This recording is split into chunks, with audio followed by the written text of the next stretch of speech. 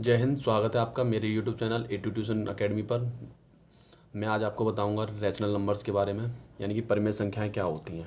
ठीक है, मैं आज आपको बताऊंगा परिमेय संख्याओं के बारे में। देखो, परिमेय संख्याओं वे संख्याएं जिन्हें हम P/Q के रूप में रिप्रेजेंट कर सकते हैं, उन्हें हम कहते हैं परिमेय संख्याएं। ठीक है, आप बस इतना ही याद रखो कि वे संख्याएं जिनको हम P/Q के फॉर्म में रिप्रेजेंट कर सकते हैं, ठीक है, उनको हम परिमेय संख्याएं कहते हैं। बट Q की वैल्यू जो है वो क्या, जीरो नहीं होनी चाहिए। ठीक है, फॉर एग्जाम्पल के लिए जैसे 1/2, ठीक है, एक परिमेय संख्या है। 3/5 एक परिमेय संख्या है। 6/7 एक परिमेय संख्या है। ठीक है, ये सारी की सारी हमारी क्या है, परिमेय संख्याएं हैं।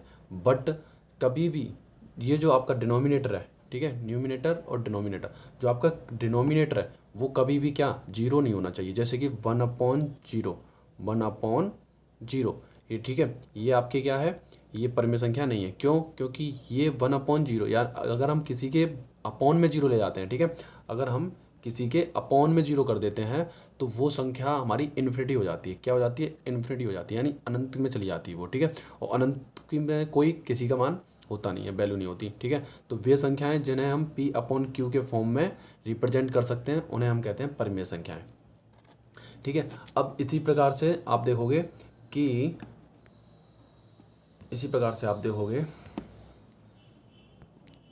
परिमेय संख्याओं में अभी आगे आता है, जैसे कि परिमेय संख्याओं को रिप्रेजेंट किससे करते हैं। ठीक है, किस नंबर्स के द्वारा इसको प्रदर्शित किया जाता है, रिप्रेजेंट किया जा सकता है। तो हम परिमेय संख्याओं को Q से रिप्रेजेंट करते हैं। किससे रिप्रेजेंट करते हैं? Q से। ठीक है, और जो Q है वो हमारा कहाँ से लिया गया है? क्यूसेंट से लिया गया है। ठीक है, Q हमारा कहाँ से लिया गया है? क्यूसेंट से लिया गया है। और देखो, रेशनल जो वर्ड है ना, रेशनल, ठीक है, रेशनल में देखो ये यहाँ पे कहीं पे रेशियो छुपा हुआ है। क्या छुपा हुआ है? देखो, रेशियो है, ये यहाँ पे क्या है, रेशियो। तो रेशियो का क्या मतलब होता है? अनुपात, है ना। अनुपात मतलब फ्रैक्शन। तो वो संख्याएं जिन्हें हम अनुपात में लिख सकते हैं, यानी कि फ्रैक्शन में लिख सकते हैं, भिन्न में लिख सकते हैं। ठीक है, भिन्न होती हैं वे हमारी सारी की सारी क्या कहलाती हैं? परिमेय संख्याएं कहलाती हैं। क्या कहलाती हैं वो? परिमेय संख्याएं कहलाती हैं। ठीक है, अब आपसे पूछा जाएगा कि क्या जीरो एक परिमेय संख्या है या नहीं है। ठीक है, आपसे क्वेश्चन में पूछा जाएगा कि जीरो एक परिमेय संख्या है या नहीं है। तो देखो, जीरो एक परिमेय संख्या है। ठीक है,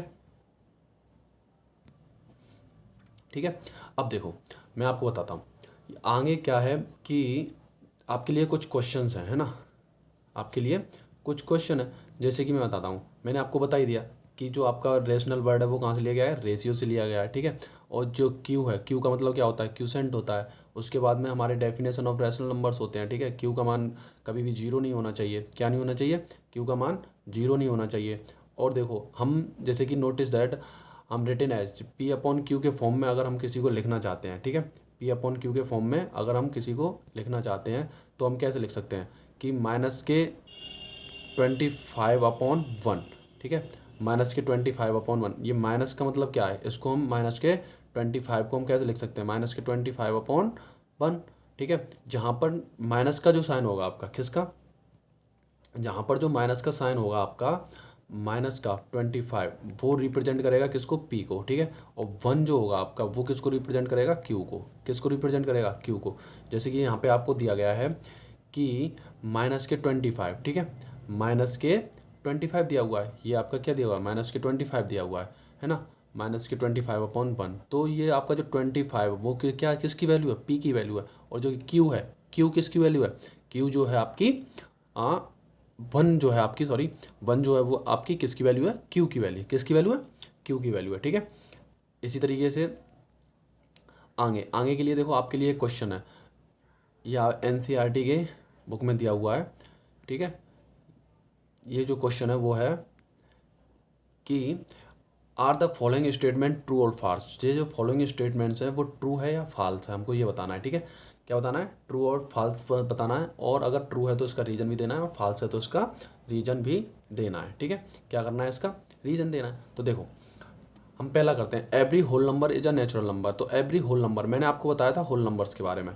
ठीक है, मैंने आपको किसके बारे में बताया था? होल नंबर्स के बारे में बताया था। होल नंबर्स क्या होते हैं? नंबर लाइन पे 0 से लेके 1 2 3 4 डट डट डट, ये सारे के सारे हमारे क्या होते हैं? 4 होल नंबर्स होते हैं। क्या होते हैं? होल नंबर्स होते हैं। तो आपके जो क्वेश्चन में पूछा गया है वो पूछा गया है कि every whole number is a natural number. तो नेचुरल नंबर क्या है? नेचुरल नंबर क्या बताया था मैंने नेचुरल नंबर बताया था 1 1 2 3 4, ये सारे के सारे हमारे नेचुरल नंबर होते हैं।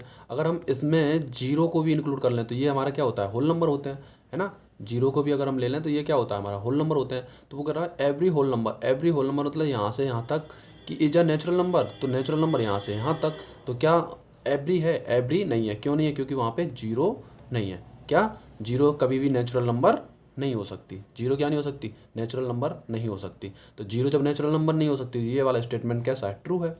वो सॉरी फाल्स है ना। ये वाला स्टेटमेंट कैसा है? फाल्स है। इसी तरीके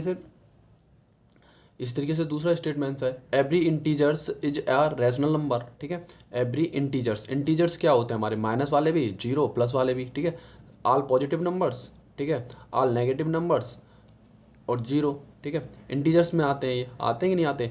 बट इंटीजर्स जो होते हैं वो रैशनल नंबर, तो रैशनल नंबर भी होते हैं। हाँ, तो देखो 3/5 है। ठीक है, 3/5 है, ये इंटीजर्स भी है। इंटीजर्स है कि नहीं है? 3/5 जो है वो इंटीजर भी है। ठीक है, और ये क्या है? ये रैशनल नंबर भी है। ये रैशनल नंबर भी है, यानी कि ये क्यू भी है और ये आई भी है। तो ये क्या है? 3/5 हो सकते हैं। ठीक है, यानी कि every integers is a rational number हो सकते हैं। तो ये कैसा है हमारा स्टेटमेंट? ट्रू है। ये वाला स्टेटमेंट कैसा है हमारा? ट्रू है। ठीक है, इसी तरीके से तीसरा वाला क्या है? Every rational number is an integers. अब देखो इसमें उल्टा दे दिया गया है ना। ये जो हमारा वाला ये था ना, इसी का जस्ट उल्टा कर दिया है कि रैशनल नंबर इंटीजर और इंटीजर। ठीक है, तो इसका जस्ट क्या कर दिया है? उल्टा कर दिया है। अब उल्टा थोड़ी ना हो जाएगा भाई। एवरी इंटीजर्स तो रेशनल नंबर हो सकता है, लेकिन क्या एवरी रेशनल नंबर इंटीजर्स हो सकता है? देखो 3/5 है। ठीक है, 3/5 क्या है? रैशनल नंबर है। 3/5 क्या है? रैशनल नंबर है। तो क्या ये इंटीजर्स भी है? नहीं, इंटीजर्स तो नहीं है ना। इंटीजर्स क्या होते हैं? -1, यानी कि पूर्ण संख्याएं जो होती हैं वो क्या आती हैं? इंटीजर्स में आती हैं, है ना। तो एवरी रैशनल नंबर्स जो है, रैशनल नंबर इंटीजर्स नहीं हो सकते। रैशनल नंबर जो हैं वो इंटीजर्स नहीं हो सकते, बट इंटीजर्स जो हैं वो रैशनल नंबर हो सकते हैं। ठीक है भाई, तो इस तरीके से हमारा ये आज का एग्जाम्पल ख़त्म होता है। ठीक है, और आगे के जो एक्सरसाइज है वो मैं आपके लिए कल करवाऊँगा, कल की वीडियो में डाल दूँगा। कल हम आपके एक्सरसाइज 1.1 के क्वेश्चन करेंगे और उनको बताएंगे कि कैसे क्या है। ठीक है, ये क्वेश्चन कैसे सॉल्व किए जाते हैं, और आपके जो एग्ज़ाम है, ठीक है, स्कूल बेस पे जो एग्ज़ाम होते हैं 9th क्लास के, उसमें आपके ये पूछ लिए जाते हैं।